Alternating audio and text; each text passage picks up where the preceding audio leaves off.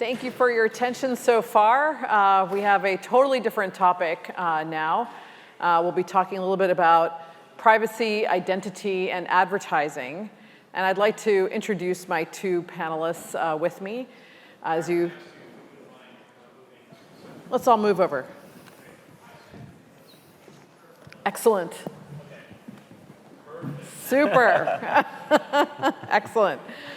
All right, I'd like to introduce Herman Donner, who has been affiliated with Stanford and with a number of other institutions. He's a leading expert in economics and following the money across different commerce systems, and then thinking about the downstream impacts on policy, technology, and of course, business opportunities. I'd also like to introduce you to Kevin, who is the CEO and has been creating a very interesting company called Audience that you will hear about during our presentation that really focuses on a fairly interesting and new way of thinking about privacy, advertising, and commerce. My background is actually in advertising originally, although today I spend a lot of time at Microsoft in Azure on edge computing. But I have a background in data, and so when the opportunity came to host this conversation, I was really excited to jump in. So with that, I'd like to just start with, I'd say, a little bit of some context, a couple slides on just kind of painting the picture. And then we're going to have a story arc of Herman explaining to us some of the problems and challenges, and Kevin hopefully giving us some insights into at least one interesting proposed way of solving those challenges, and then we'll get into some questions. So for digital commerce and advertising, why are we even talking about digital commerce and advertising? We've been talking about robotic systems and mechanical, tactile, feedback and cyber security. The reason why digital advertising and commerce, I think, is really relevant and interesting to, and should be to all of us, is that it talks about the people in the system. And the people in the system are the weak link in cybersecurity, and they're the reason why we create autonomous systems and haptic feedback systems to be able to enhance what we can do. And today, the state of the art in understanding people really is in digital advertising and commerce. This is where we're amassing the world's greatest data sets about people. And so it's important, I think, for all of us to understand what's going on in that area, even as we apply it to all the other things that are important for sustainability and for commerce in general. So in advertising, the point of it is really to have increased customer engagement, increased revenue, increased sales, but increased customer and consumer privacy. And we all know this is kind of at a head. It's very difficult to get the first three increases without seriously compromising the consumer privacy that comes along with that. So with that, I'd like to hand it over to my colleague. Oh, I've got one more slide. I will not be handing it over to my colleague. There is a lot in this slide that's really important for everyone to understand, and that is the reason why those first three increases were sometimes in compromise with the last one is because to be able to handle the increased revenue, to be able to handle the increased sales, to even handle the increased engagement, we've just been increasing the amount of data per person. Right, so we have ad networks, we have shadow networks, we have all sorts of actually ways for people to buy and sell data about folks to create this ridiculously, seemingly exponentially growing data set about consumers, and yet then translating that into something that's useful to everybody involved is incredibly lossy. So we've got just all this data, and at a huge cost to consumers as a whole, because their privacy is absolutely being compromised. They don't even know that this data is being collected. They don't know what it's going to be used for. And worse yet, when it is used for something, it's not even used in an effective way. So this is kind of our problem statement, if you will, as we go forward. Thank you. So I want to wind the tape back a little bit, because the question is, why are we doing all these things? And that is because the main benefit of online is also its major drawback. When I was just, as an example, I searched for a desk on Amazon, I got 50,000 hits. So we are receiving more options than we can process, and it makes us miserable. When we kind of experience information overload now online. which makes both process and outcome suboptimal. So not only do we not enjoy that because we're encouraged to seek, and when we're encouraged to seek, we become stressed. We also become less satisfied with the outcome, with more buyer's remorse. Because psychologically, when we have all these options, instead of being very happy about finding the best product for our needs, we focus on the lost utility of what we could have bought. So companies are really struggling with this because consumers can't process all this choice. The majority of shopping carts that are abandoned because consumers feel like they don't have enough information to make an informed choice. Simplicity of choice is now the second most important driver of consumer satisfaction after the product itself. So companies are facing two choices. We can just overwhelm people, see where that takes us, or try to limit choice and nudge people in a direction where we think they want to go, do that to the best of our ability. That's where what Tara just spoke about comes into the picture, like how well can we do that? So before I talk some more about that, I just want to get a few definitions out of the way. So the paradox of choice is really like with more choice comes more anxiety, and we just don't like that. We become less good at making decisions, which makes us less content. It's not good for a company to have that. Personality computing is what we're going to talk a little bit more about. Like that's an alternative to what Tara just described, which is using AI to understand personality traits that can then tell us what products you're likely to like. So instead of having these really broad but kind of shallow data sets, you saw on Tara's slide, she mentioned broad and shallow, which is basically you're just looking at high-level correlations. This person drives a BMW. This person, has a car that's a bit old. They're probably going to like to buy a car.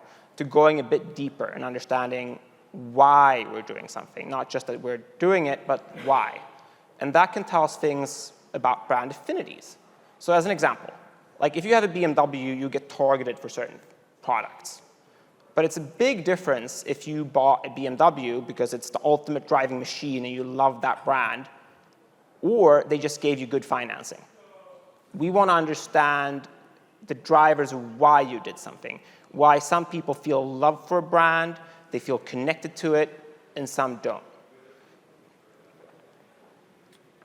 So this is what people are doing now.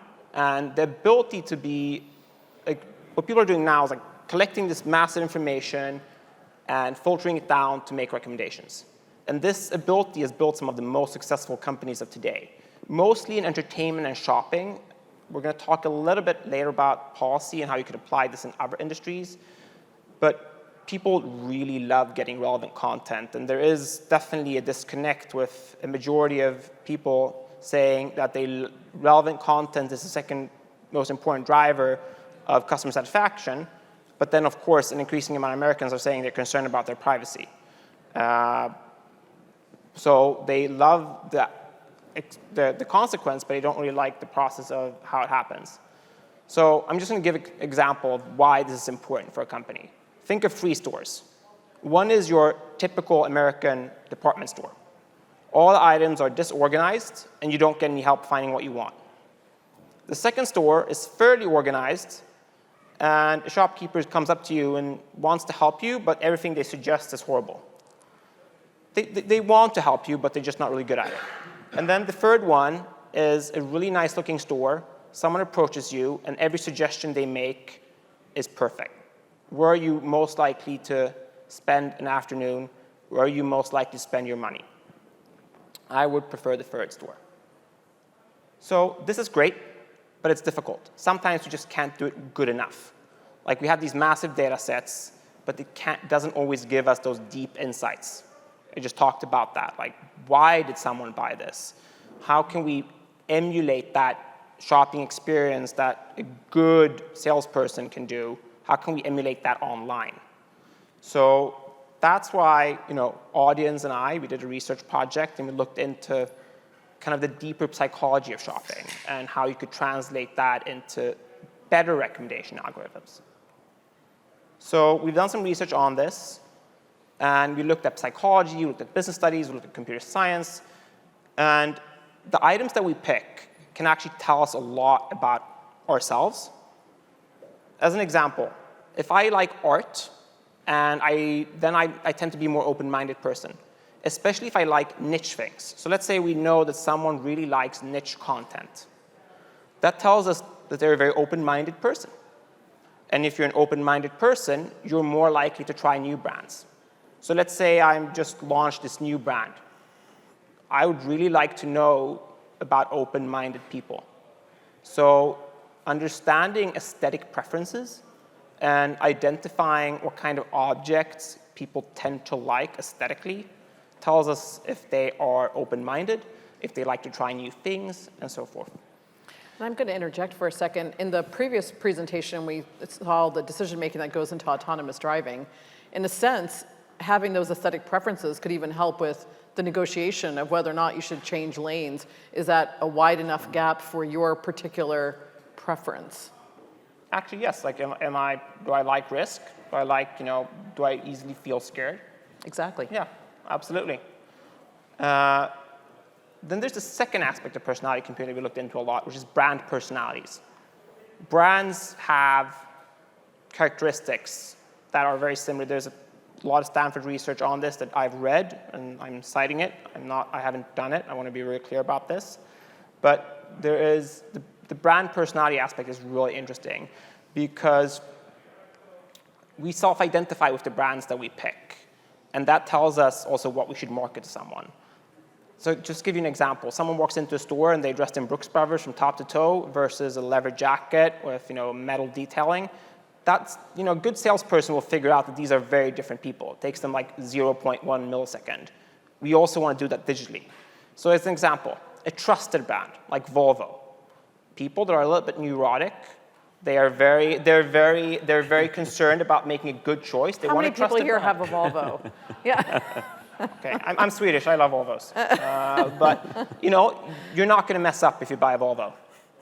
But, if you buy some new brand, something that just, like the early adopters of Teslas, the Volvo buyers are probably not going to be the ones who are like really early Tesla adopters. Because again, like if you buy a trusted brand, it tells you, so we know that this person only buys trusted brands. That's one thing. Then there are like wholesome brands or activity-based brands. Like if you buy a Jeep Wrangler, you're a different person. And that can actually tell you things about like other products. It's not just about that car. And now the analysis is very siloed. And why is that? Because unless you're Google or Facebook, you only have your slice of your data. Like if I sell furniture, I only have the data set of furniture people bought. If I sell jeans, I only have data on that. But what if knowing if someone buys high-end shoes is really informative to me if I'm selling suits. So having that kind of insight is really informative. Second, as we mentioned here, the inputs are finite. If you do this kind of analysis, you don't need this massive data set with just correlations, shallow and broad data. You get the narrow and deep data, where you can actually draw a lot of conclusions with a fairly small data set. So this is what we've done research on. And I think Kevin can talk a little bit more about the specifics. Yeah. Yeah, and before you start into that, Kevin, I think it's just important as we started off our little panel here, we talked about this tension between trying to find something that's much more effective and efficient and trying to find what people want versus completely exploiting their privacy in order to do so and being able and needing to collect data for perhaps reasons that weren't originally intended.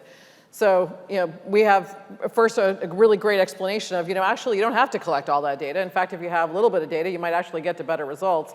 But you're still collecting data. So Kevin, tell us, how do we handle the collecting data part? Yeah, like mentioned, if I own a website today, the challenge I have, or what we mentioned earlier, is how do I drive new revenue, drive engagement, privacy, things like that. And I would say we're out of choices. Because if the choices were available, we'd be doing them. And for me, say I own a blog or I'm a publisher, how do I drive more ad revenue from my publishing that I have? Well, I can put more ads on by doing that. I literally push the revenue down on each page that you're engaged with. So the web, in my opinion, is incredibly flat, and there's not an engagement on it. What we're going to talk about really quickly here is, what is audience? What are we doing? How are we going to market? Things like that. My dream is this. is to literally extend the brand's ability to connect to their true audience, and while doing that, protect the consumer's privacy. It's a big sentence, and it hasn't been done, because the consumer's just, you are the product on today's web. We're going to turn that around where you're not. A couple of things from my perspective in this event today, and not get into the granular details of everything we're doing, but the invitation is this, and the ask is, we're going to do a 12-month beta trial on a company we've signed up with to roll our technology out with to test it. And those things will do this. One, consumer engagement. How do we literally change the engagement of the web from being flat to being more dynamic? And what that will do is help drive revenue, drive sales in these other areas. And by doing that, it will shift the ad network and shift privacy and whatnot.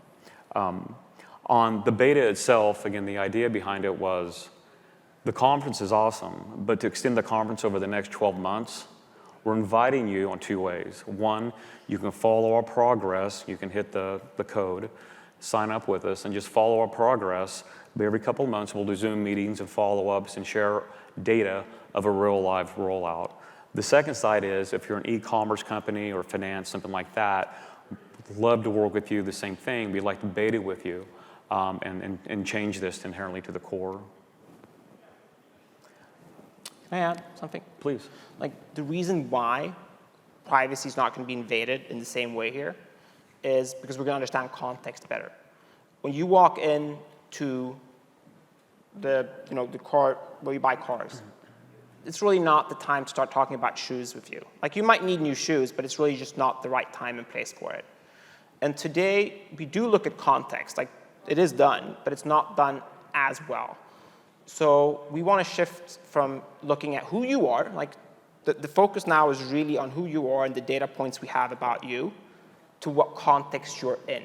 So we know, we're looking not so much about you, but the products that you tend to like, the products what we know about you, and what we know about the context you're in and your preferences. So that is what shifts the dynamic from, instead of having a gazillion data points about who you are, most of them aren't even relevant for this context, is to focus more about what do we know about you and your current context that can inform us and make a better recommendation for you and nudge you in a direction that we think is beneficial for you. So I'm going to ask it slightly differently, or at least try and frame it slightly differently. I'm a data person. I've spent a lot of time in data. It sounds like what you're saying is, instead of having the index be on the person, so you have an ID per person and a whole mess of data sets, you actually have an ID per context, or an ID per thing that you want to sell, or have the ID have nothing to do with the person, and therefore have the targeting be on something. Since it's not the person, there is no privacy issue. You've actually taken the person out of the mix altogether.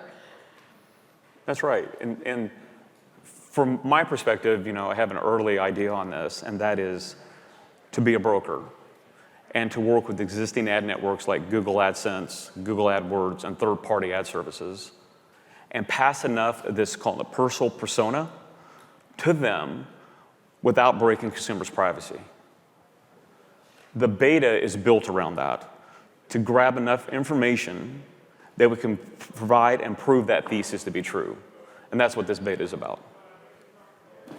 So Herman, given your research in commerce and in advertising systems, I guess one question I have for you is, in the current climate, what's really having a larger impact on how these changes are coming about? We see Apple making a lot of changes in how personalization and advertising works. We see a lot of potential government regulation in this area. What are the main factors going forward? So we can start with the Apple change to privacy policy. I think that's a really interesting example because everyone talks a lot about it. And in essence, what it does is just makes it more difficult to track people. And that's a big problem for, say, Facebook, that are tracking people and they're using Apple's phones to do it.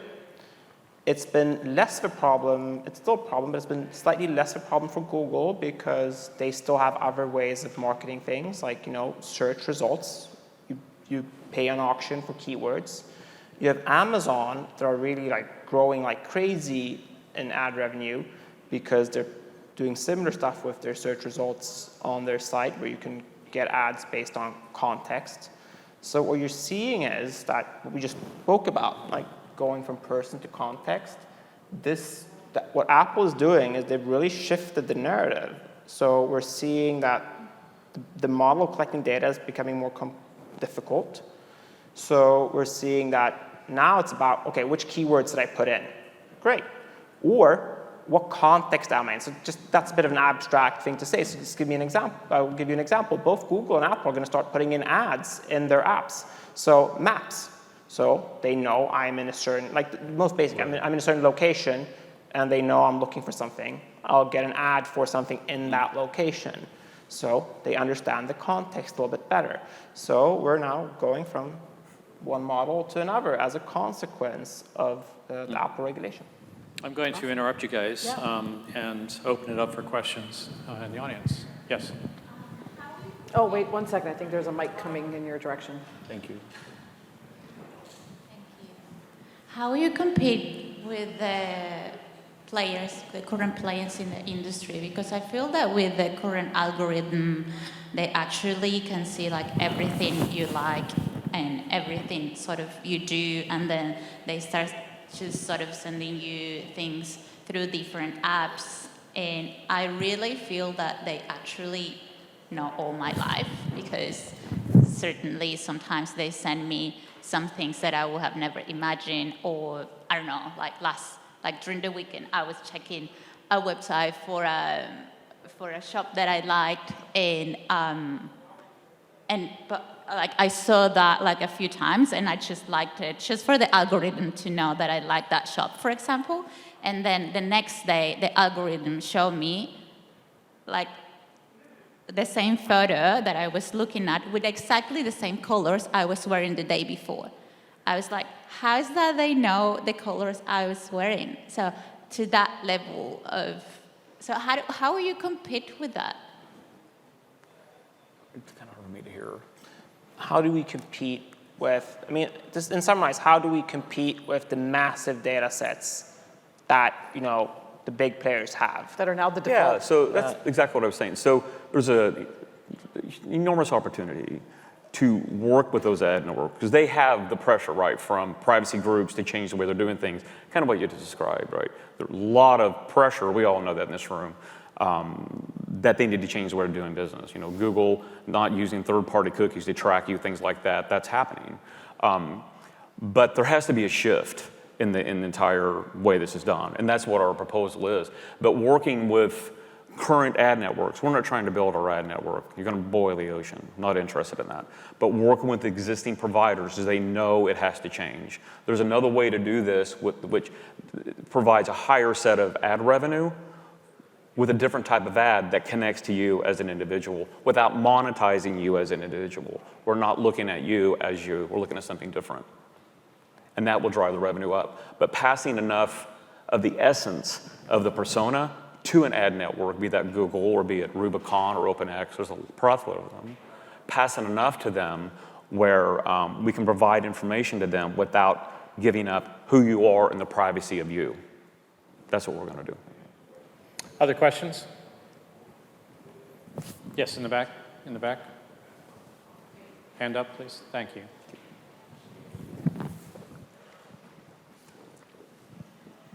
How do you draw the line between creating a persona that provides value to the customer, but isn't so narrow that it actually gives away who the person is on the other side? Like, for instance, if you aggregate maybe just 4 variables, you can actually figure out who the person is on the other side. How do you draw the line between that? Yeah, you help me. Yeah, so I think of it as understanding context. There's a lot of stuff that is irrelevant in most contexts, and then a few things that are highly relevant. And this model will allow us to identify those things. Again, like when I'm going into a car dealership, what kind of shoes I prefer, or what kind, there's a lot of stuff about me that's not relevant. Also, when we look, I think I know about those statistics, how you can aggregate certain things and just basically predict the social security number. There are studies on that. This is not the case here. Like understanding preferences doesn't mean we don't need to know, since we understand your preferences, we don't need to know a lot of other things. We don't need to know as much of these basic socioeconomics that otherwise would be collected, such as your age, your zip code, so forth. If we understand your personality, we understand your aesthetic preferences, your brand affinities, we don't need all those other things that in essence are just proxies. Like we're going right to the source of what's relevant instead of collecting all these things that we hope is going to give us that. Yeah, we know, I mean, all of us in this room, right? The things you buy are the things you are. And understanding that, you can take a next step. For example, you could walk into my home and think that I love Samsung because I have 4 gigantic Samsung televisions on my wall. Well, I bought them because I'm frugal and bought them when they were on sale. I don't care about Samsung one or the other. What we want to surface are 2 different variables. One is brand affinity, things you love that become part of you, and things you really don't care about, but they're still in your life. Those 2 are equal to us. And we have a mechanism how to surface those 2 variables. And that's what persona computing is about that we're inventing. Okay. I have a question for you guys to wrap it up. So Kevin, audience, you've got a clever idea. You are basically imaging the goods and services that are being transported by movers around the country. So the richness of the data is everything from contents of what people own, and you figured out a way to figure out what brands they have by just looking at the image. And you also have information that's very valuable in terms of where people are going to, where they've lived before, economic community, and so forth. So there's a ton of information. So how do you set your priorities on what's important? It's the brand affinity and non-brand affinity. I mean, it's well said because, understanding possessions and brands and colors and fabrics, things like this, is what we want to discover, and how that connects to you as an individual. But the priorities on that are affinity and non-brand affinity, things that connect to you and make you part of you. That's what we're surfacing. And understanding that, it changes the advertising side. One thing that Herman said, I think, is just important to take away, and I think we don't know how the story ends, right? I think that's why you're inviting everyone to an open beta to see how this plays out. But I'd say the thesis is, if you can surface up the conclusion of what somebody is interested in, can you create commerce on the conclusion without talking about all the inputs that went into that? And if you don't talk about all the inputs that went into that, maybe that is de-anonymized. Right, and that's, I'd say, that's the experiment. Maybe that'll work, maybe that won't work, but changing the ID that is being tossed around is certainly one way of handling it. So that would be context instead of the person, and then having the conclusion be the thing that's passed around instead of all the gazillion inputs is another way to solve that problem. And so, it's not going to be easy, I think, and I'm certainly interested in seeing how this all plays out. And it's exciting to see that we're going to experiment in these areas because these are important problems to really solve. Okay, so thank you very much for your time. Thank you. Thank you.